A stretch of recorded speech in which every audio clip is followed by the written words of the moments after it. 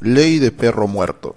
Es un término coloquial utilizado en algunos países de habla hispana para describir una práctica o comportamiento político. Esta expresión se refiere a la estrategia de posponer o evadir la solución de problemas o la implementación de políticas necesarias, esperando que con el tiempo los problemas se resuelvan por sí mismos, sean olvidados por la opinión pública o, en el peor de los casos, pierdan total relevancia. Voy a serles muy honesto. Desde que soy hincha de Alianza, mi intención siempre fue fijarme en el fútbol y nada más que en el fútbol. Lo que pasara en las oficinas y despachos a mí me traía sin cuidado, porque al fin y al cabo yo pensaba, yo soy hincha del club y aliento jugadores, no oficinistas. Pero cuando uno crece y va aprendiendo cosas nuevas de la vida, se da cuenta que hay cosas que no pueden separarse, como lo es el fútbol y la política, por así decirlo. Porque es al final la política la que maneja los ingresos y números verdes del club año tras año. Sin política no hay plata, si no hay plata no hay equipo, y si no hay equipo, no hay metas que cumplir. El día de hoy te voy a contar un poco del contexto e historia de este problema financiero y político que ha estado persistente en el fútbol peruano, que involucra directamente a un clásico rival de Alianza Lima y del cual este se ha visto involucrado indirectamente. Y finalmente daré una opinión sobre si realmente existe una ley de perro muerto, una ley de nombre propio, una competencia desleal, porque es un tema que no podemos dejar pasar por alto. ¿Cómo es que nace el problema financiero de Universitario de Deportes?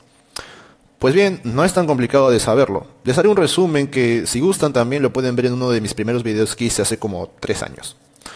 En 1994, el entonces presidente de la U, Jorge Nicolini, cerró un contrato con una constructora de nombre Grenco para llevar a cabo la construcción del estadio más grande del Perú y por muchos años de Sudamérica, el Estadio Monumental.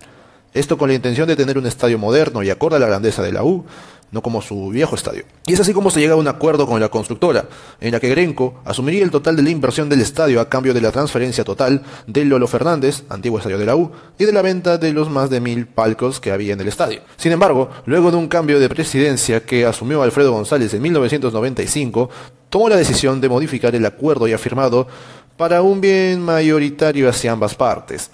En ese nuevo acuerdo la U ya no cedería el Lolo, pero sí tendría que hacerse cargo de la inversión de la construcción del estadio. Grenco pondría $14 millones y la U pondría el resto, lo cual, supuestamente, pagaría con publicidad estática y eventos de entretenimiento que se realizaran en el estadio. Y aquí entra otro problema, llamado SUNAT.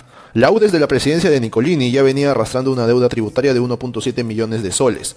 Afortunadamente para intereses ajenos, Nicolini optó por pagar de su bolsillo parte de esta deuda y la dejó tasada en 800.000 soles, con la esperanza de que en los próximos años las próximas presidencias la pudieran pagar. Spoiler, no lo hicieron. Ni González, ni Aspausa, ni Pinasco y ni Pacheco lograron sanear esos 800.000 soles, sino que todo lo contrario. Durante los 12 años de vida que tuvo el Monumental hasta el año 2012, en medio de evasión de impuestos, planillas sin pago y demás, hicieron que la deuda tributaria llegue a 140 millones de soles. Ahora, el problema con Grenco no quedó en el olvido, puesto que representantes de la constructora aseguraron que no recibieron el dinero acordado por parte de la U en su plan de pago con publicidad, por lo que solicitaron un laudo arbitral en el año 2007 para sincerar la deuda. Al final, el laudo dictaminó que el monto original de la deuda estaba en $37 millones, más lo que había invertido Grenco, impuestos y bueno, algunas restas. En total, la deuda se trazó en $26.6 millones. Con todos esos problemas, la U llegó al año 2012, donde para su buena suerte, el gobierno de Ollanta Humala aprobó una ley de ayuda a clubes peruanos con problemas financieros, para que estos puedan pagar sus deudas mediante un proceso concursal en la que sus principales deudores serían ahora sus principales acreedores y los que toman las decisiones en el club. Y es así como Grenco y SUNAT pasaron a tomar el control administrativo de Universitario en los aproximados siguientes 8 años. Una vez hecho este resumen nada breve, llegamos al 2017. Después de aquel 2012 donde la U se sometió a un proceso concursal, este debía elaborar en conjunto con sus acreedores un plan de reestructuración económica que les permita pagar las deudas que tenían. Para su mala suerte, tanto Grenco como SUNAT no se pusieron de acuerdo en cómo elaborar dicho plan, y mientras los otros equipos, que también estaban sometidos al proceso concursal, elaboraron sus planes 2 años después, o sea en 2014, y la U recién lo pudo hacer en el año 2017, 5 años después. Y es algo entendible teniendo en cuenta que la U era el que más debía y hacer un plan para ellos iba a ser medianamente complicado. No sé, digo nomás. Desafortunadamente para intereses cremas, Grenco, que era el principal acreedor, no hizo efectivo el plan de reestructuración, sino que todo lo contrario, usaron los activos de la U a su conveniencia, supuestamente para una posible liquidación y poder sanear la deuda que ellos tenían. Bueno, eso recuerdo haberlo visto en periódicos de hace años y en una auditoría de Indecopi, algo así.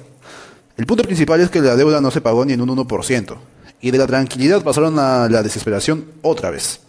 Para su buena suerte, y como les ha sido de costumbre, el gobierno, al ver que Grenco no los estaba guiando por un buen camino, optó por aprobar una ley de regularidad concursal que se encargaría de supervisar y controlar los malos manejos financieros. En resumidas cuentas, la U logró congelar su deuda con Grenco hasta poder sincerarla y ya con un buen plan de reestructuración, pagarla a futuro. Y es aquí cuando entra la famosa ley de perro muerto, como algunos lo quieren llamar, que consta de una ley en proceso de aprobación, la cual busca la estructuración definitiva del plan de reestructuración de los clubes concursados mediante un plazo definido de tiempo de pago que consta de un aproximado de 35 años.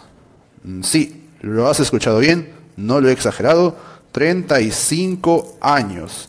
Estamos 2024 y eso sería aproximadamente 2059. Y ya después de tanto contexto, toca hacer la pregunta final. ¿Existe una ley de perro muerto en el caso de la U?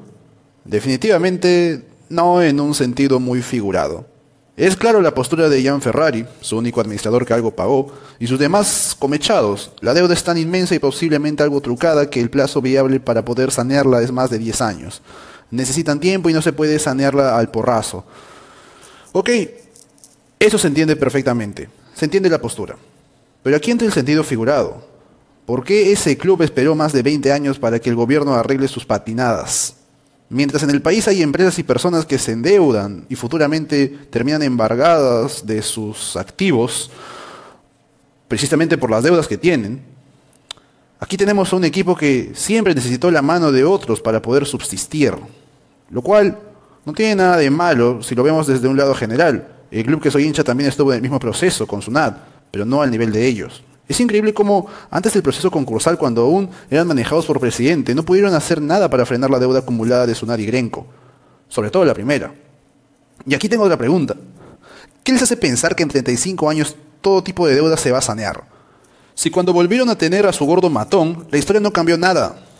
¿Qué les hace pensar que sus próximas administraciones cumplirán esos 35 años y cada vez que se les impugna una nueva deuda, hasta la de un concierto de final de Copa Libertadores, lo primero que hacen es sentarse a sincerarla?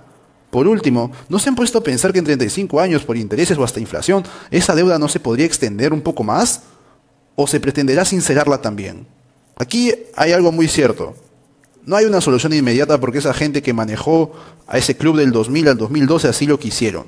Y por ende la competencia desleal se evidencia perfectamente desde el pasado más que el presente. Vuelvo y repito, es increíble cómo en 20 años, en nuestro país, muchas empresas y personas se vienen perjudicando con deudas tributarias que no son ni la octava parte de lo que hablamos. Y este club siempre ha buscado la manera de hacer más a menos sus problemas dirigenciales y financieros a costa de leyes aprobadas o por aprobar. A todos les debe quedar claro que de aprobarse esta ley, el más beneficiado tendrá nombre y apellido por sobre otros. Para cerrar este video quiero dejar algo claro. Esto no es por el bien del fútbol peruano, por el bien de la sociedad peruana. Esto es un conflicto de intereses, intereses que todos vamos a defender por el equipo que seamos hinchas.